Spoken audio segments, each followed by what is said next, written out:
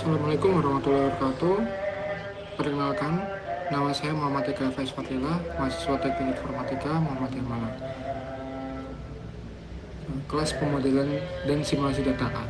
Di video kali ini saya akan mempresentasikan hasil penelitian saya yang berjudul Simulasi Dinamika Kecemasan Mahasiswa Menggunakan Agent Based Modeling berdasarkan evaluasi efektivitas protokol kognitif behavioral therapy. Di sini saya akan membahas 4 poin. Yang pertama, bagaimana dataset dummy agent dibuat. Kemudian kedua, penjelasan kode dari awal beserta 4 skenario yang diuji. Ketiga, bagaimana dashboard interaktif yang bekerja. Dan terakhir, saya kaitkan semuanya dengan hasil yang tertulis di jurnal. Sebelum masuk ke poin pertama, saya jelaskan dulu kenapa penelitian ini penting. Kecemasan akademik pada mahasiswa itu nyata dan terus meningkat. Tapi, menguji efektivitas terapi seperti CBT secara langsung ke ribuan mahasiswa itu mahal, lama, dan punya banyak kendala etika. Makanya saya pakai pendekatan komputasional, yaitu Agent Based Modeling, atau kita sebut ABM. Ide dasarnya itu sederhana, ya. Mengamati satu rumus.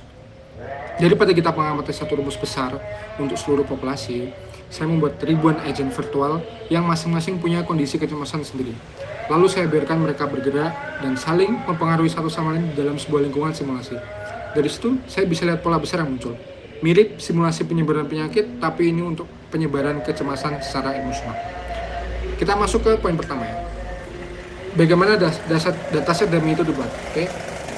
Bisa dilihat di slide ini. Langkah pertama di notebook adalah membuat data awal, yaitu 1000 agen mahasiswa yang tidak pakai data asli karena keterbatasan waktu dan akses. Jadi saya generate data dummy, tapi dummy-nya tidak sembarangan. Di sini saya tentukan rentang nilai. Setiap agen punya 3 atribut. Yang pertama, initial anxiety atau level kecemasan awal. Saya set di rentang 0,10 sampai 0,60. Yang kedua, resilience, yaitu kapasitas alami seseorang meredam kecemasan. Saya set di rentang 0,3 sampai 0,8. Jadi memang kecil, karena memang secara alami manusia tidak langsung tenang begitu saja tanpa bantuan. Yang ketiga, ada distortion factor atau pengalih distorsi kognitif di rentang 1 sampai 1,8. Angka ini mempresentasikan seberapa besar seorang individu melebih-lebihkan persepsinya terhadap stresor yang sama. Saya pakai random seed yang tetap, yaitu angka 42, supaya proses generate data ini bisa diulang sama persis oleh siapapun yang menjalankan kode. Ini prinsip reproducibility yang saya tekankan juga di jurnal. Hasil-hasilnya disimpan sebagai file agents_dataset.csv berisi 1000 baris data yang nanti kita jadikan bahan baku untuk seluruh simulasi. Lanjut ke sel berikutnya, ada definisi agent dan juga model.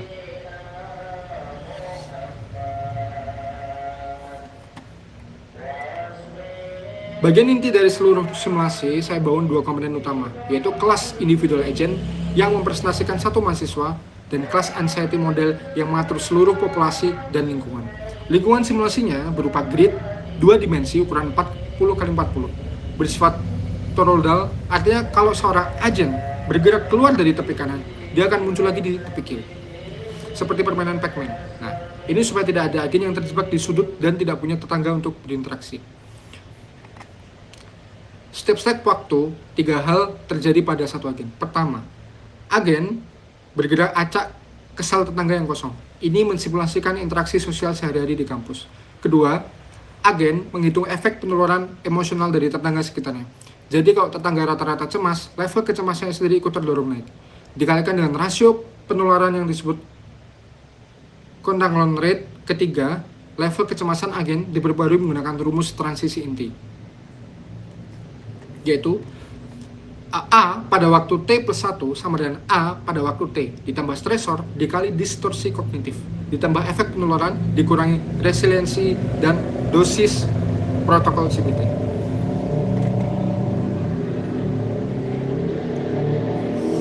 Nilai kecemasan ini dibatasi antara 0 sampai 1 dan berdasarkan nilai itu agen diklasifikasikan ke 3 kondisi.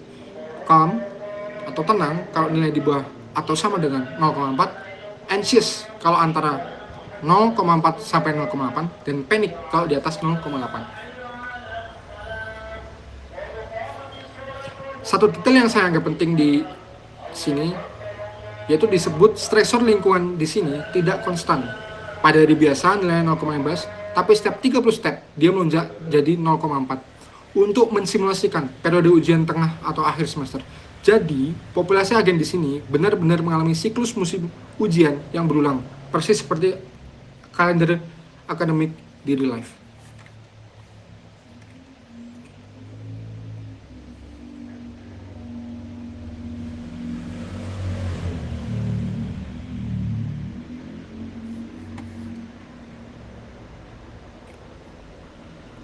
Nah, selanjutnya 4 skenario eksperimen.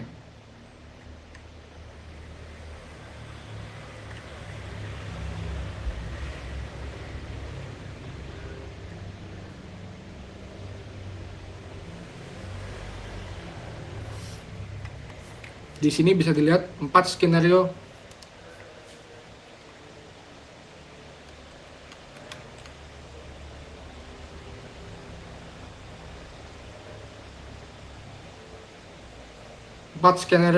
eksperimen. Setelah model darurat siap, saya menguji 4 skenario what if yang berbeda dari sisi kapan dan bagaimana protokol CBD diberikan.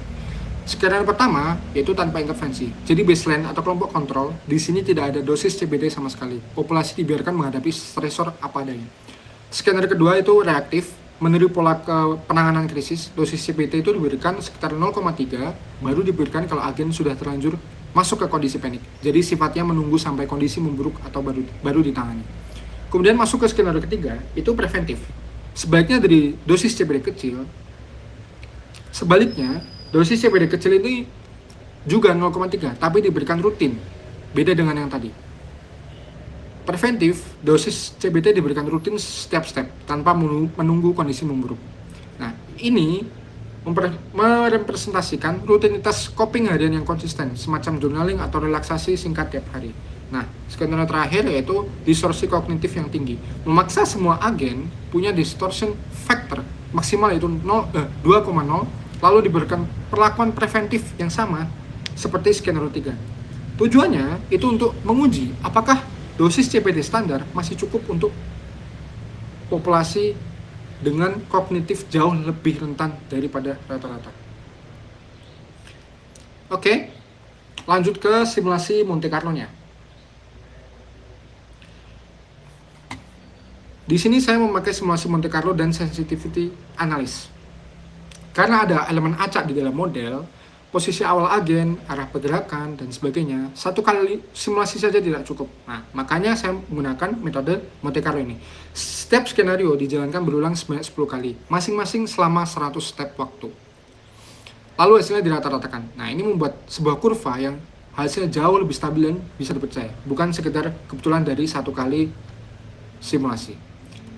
Selain 4 skenario utama tadi, saya juga menjalankan sensitivity analysis khusus pada skenario preventif dengan memvariasikan contagion rate ke 4 nilai, yaitu 0%, 10%, 30%, dan 50%. Tujuannya apa? Tujuannya untuk menjawab pertanyaan seberapa kuat sebenarnya intervensi preventif ini bertahan kalau tingkat penularan emosional di lingkungan kampus semakin tinggi. Oke, masuk ke bagian visualisasi hasilnya. Di sini saya ada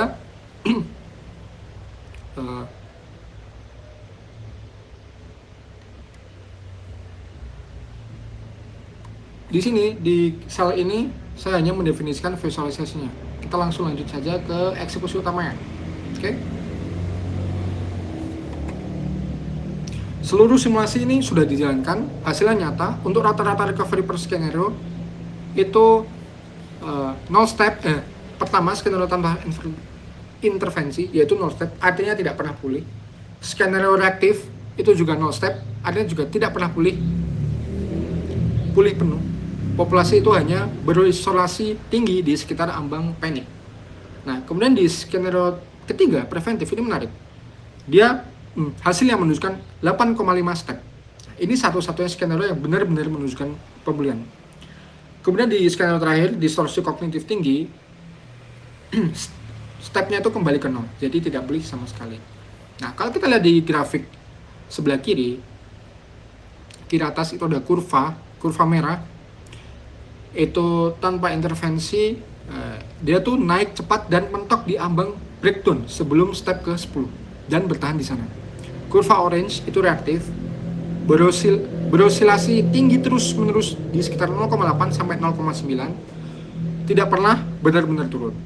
Di kurva hijau yaitu preventif, ini yang paling menarik, membentuk pola gigi gergaji turun mendekati 0 di masa non ujian, lalu naik sesaat setiap masuk musim ujian sebelum ditarik turun lagi oleh dosis CPD kontinu. Kurva ungu ya, strip-strip itu melambangkan distorsi tinggi, tetap breakdown seperti skenario pertama meski sedikit lebih landai di awal. Nah, di sebelah kanan itu ada bar chart menunjukkan distribusi kondisi akhir populasi. Hampir seluruh populasi di skenario preventif berakhir dalam kondisi calm. Sementara 3 skenario lain didominasi oleh kondisi panik.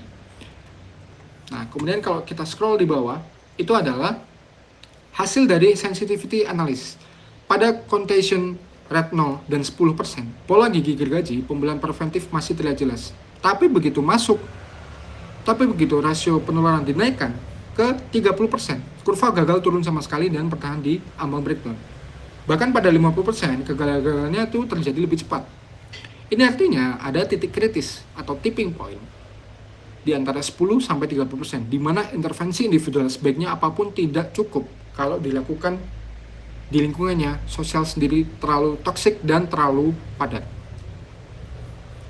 Kita selesai dengan codingannya, kita masuk ke bagian dashboard, oke? Di dashboard ini,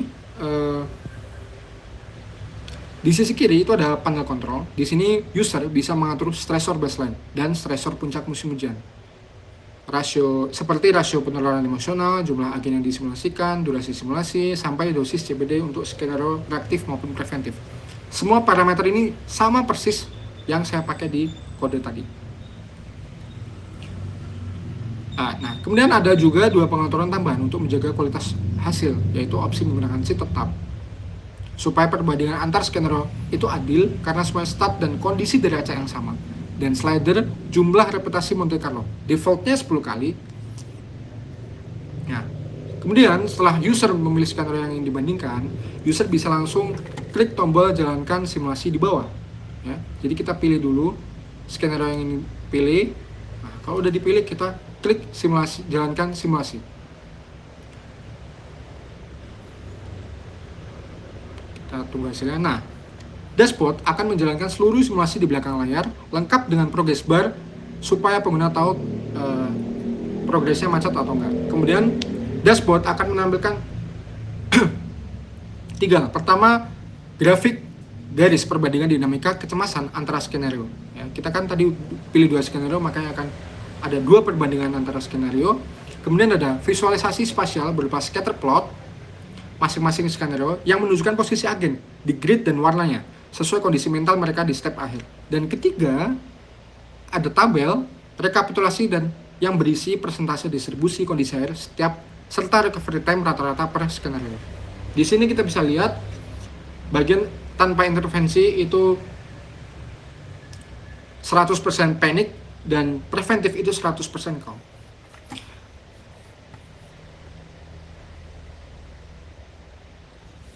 Oke. Mungkin itu saja presentasi dari saya. Terima kasih. Apabila ada kesalahan, mohon maaf yang sebenarnya. Wassalamualaikum warahmatullahi wabarakatuh.